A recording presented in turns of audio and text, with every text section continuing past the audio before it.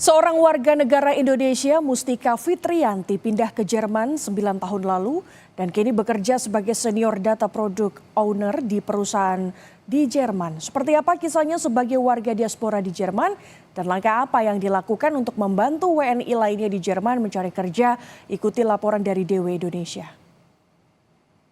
Jadi aku sekarang bekerja sebagai Senior Data Product Owner di Calsys AG. Calsys AG itu perusahaan optik dan optik electronics yang produknya juga tersebar di seluruh dunia, kantornya juga worldwide. Aku bekerja di unit digitalisasi, jadi tugas aku adalah membantu bisnis unit di Zeiss dalam melakukan transisi ke arah lebih digital gitu. Pengalaman aku kerja di perusahaan Jerman so far sangat menyenangkan sih ya. Aku enjoy banget karena orang-orang di sini open dengan ide-ide baru dan juga internasional juga environment-nya atau lingkungannya. Jadinya aku banyak ketemu orang-orang dari berbagai negara. Jadi aku waktu itu S1-nya jurusan matematika, fokusnya di computer science di Universitas Pajajaran. Aku ngambil S2-nya lanjut di TU München di Jerman, jurusan computer science, tapi memang aku fokusnya di data analytics. Keluarga aku so far support banget, aku mau keluar, istilahnya mereka mengencourage atau istilahnya mengajak aku juga untuk mencari lebih banyak lagi informasi sebelum membuat keputusan gitu, negara mana yang pas untuk aku untuk keluar negeri gitu.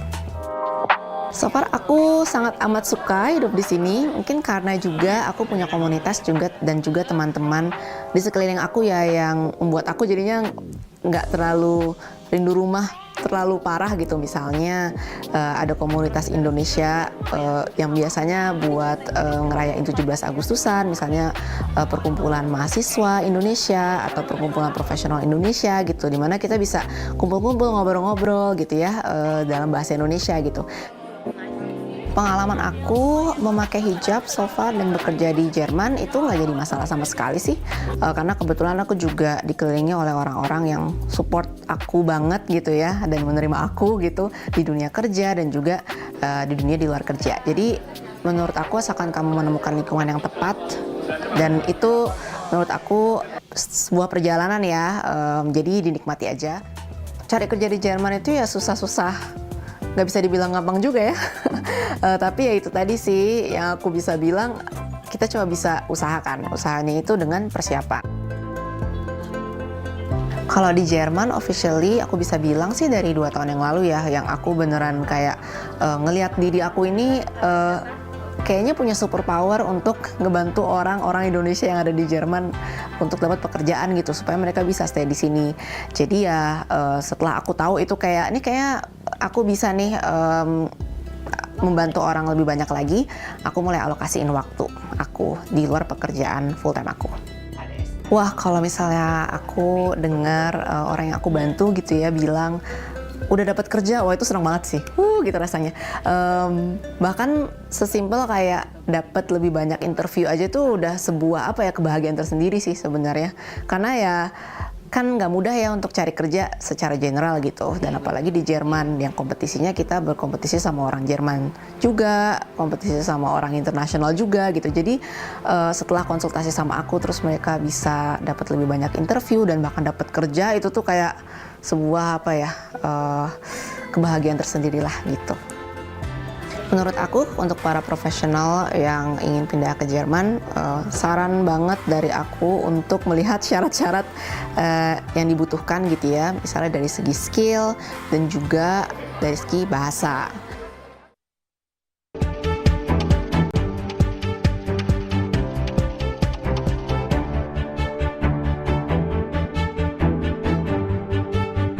Berbisnis distribusi roti dan kue kering sejak 2005, seorang diaspora Indonesia di Woodbridge, Virginia melayani distribusi ke 21 toko roti dan 14 toko kue di 5 wilayah rute. Bisnis yang nampaknya sederhana ini nyatanya memerlukan kerja keras karena waktu kerjanya dimulai sejak dini hari. Berikut liputan lengkap dari tim VOA. Roti-roti yang udah mau kadaluarsa itu kita taruh di depan itu.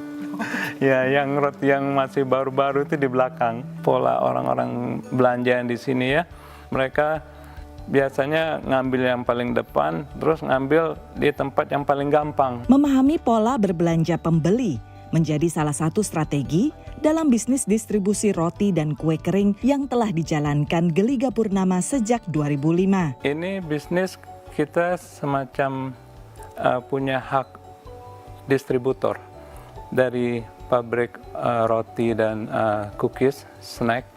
Jadi kita mendistribusi produk mereka, menjual produk mereka ke toko-toko yang memang sudah menjadi hak distribusi kita di wilayah-wilayah tertentu. Awalnya diaspora Indonesia di Woodbridge, Virginia ini hanya punya satu rute distribusi dengan 6 toko yang dibelinya dari perusahaan pabrik roti.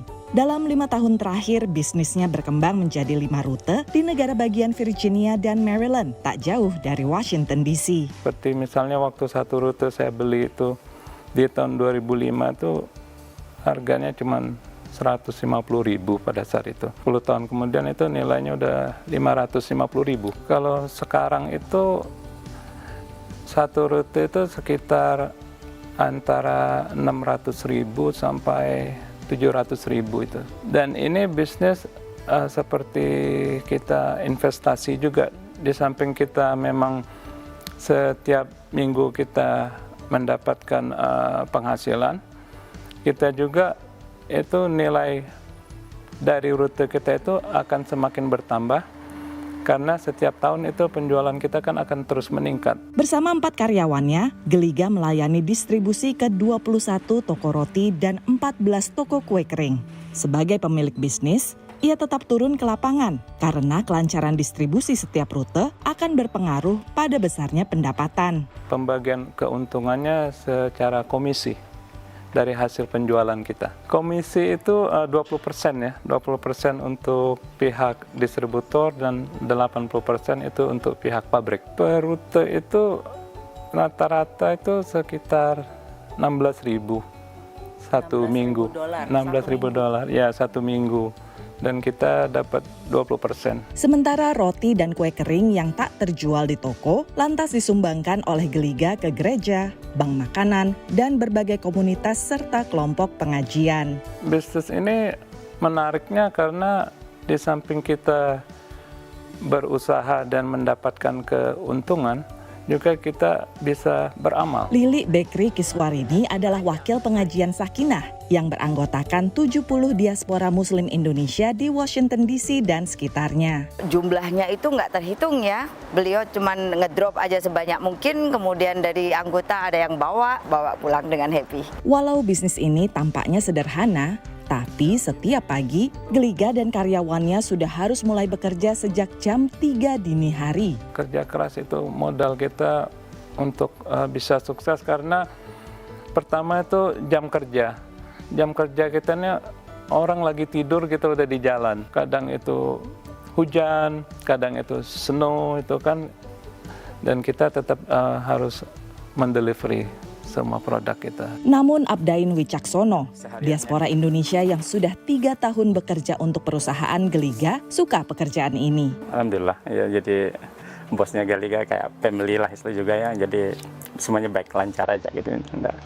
Ya senang aja gitu dengan kerjaannya. Saat ini ada sekitar 50 jenis roti dan 60 jenis kue kering yang didistribusikan oleh perusahaan Geliga.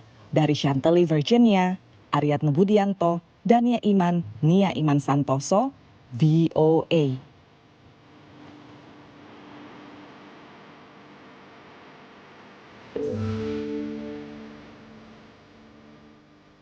Satu warga meninggal setelah pesawat nirawak Rusia menyerang bangunan apartemen di kota Ternopil, Ukraina, Senin waktu setempat.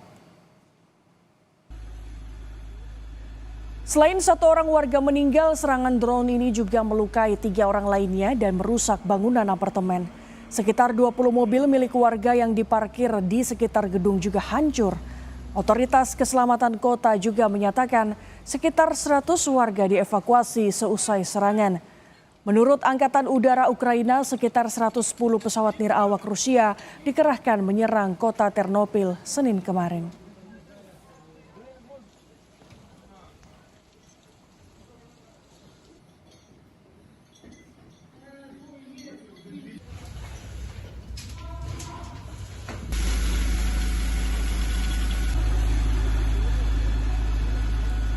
Serangan udara di Israel di sebuah mobil di jalur Gaza pada hari Sabtu menewaskan 5 orang. 3 diantaranya adalah petugas dari sebuah badan amal yang menyalurkan makanan ke wilayah itu. Militer Israel menyatakan mereka menyerang buronan militan di dalam kendaraan yang digunakan tim World Center Kitchen atau badan amal yang menyalurkan makanan di kawasan Gaza. Menurut paman salah satu korban, keponakannya saat itu mengemudikan mobil seperti biasa menuju dapur dan gudang amal sebelum akhirnya tewas akibat serangan udara. Sementara kepulan asap tampak di langit Gaza pada Sabtu waktu setempat saat Israel melakukan serangan udara.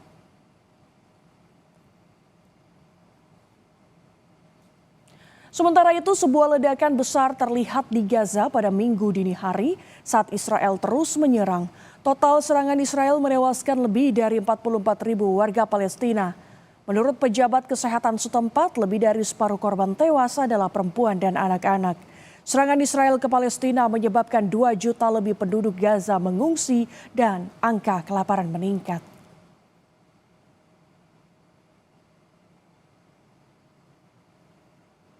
Kita beralih ke informasi lain, unjuk rasa sejumlah demonstran di kota Tbilisi, Georgia berujung rusuh.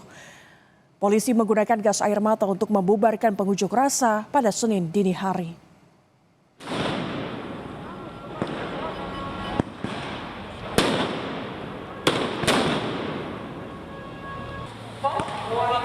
Para demonstran melemparkan kembang api ke arah polisi di Tbilisi, Georgia. Polisi terpaksa mengerahkan meriam air dan menggunakan gas air mata untuk membubarkan aksi massa ini. Unjuk rasa ini dilakukan untuk menentang putusan pemerintah yang menangguhkan negosiasi untuk bergabung dengan Uni Eropa.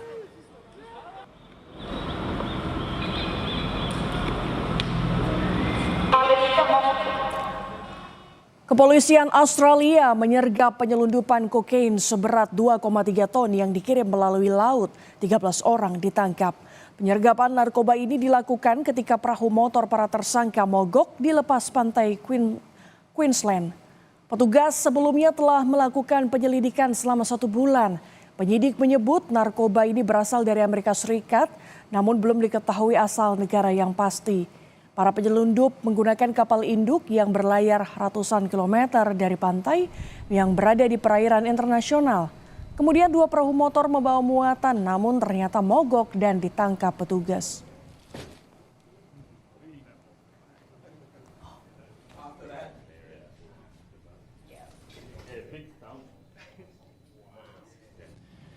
Let these arrests serve as a warning to those criminal syndicates attempting to bring illicit drugs into our country, that we stand ready to act and to disrupt your criminal activities in partnership with our law enforcement partners.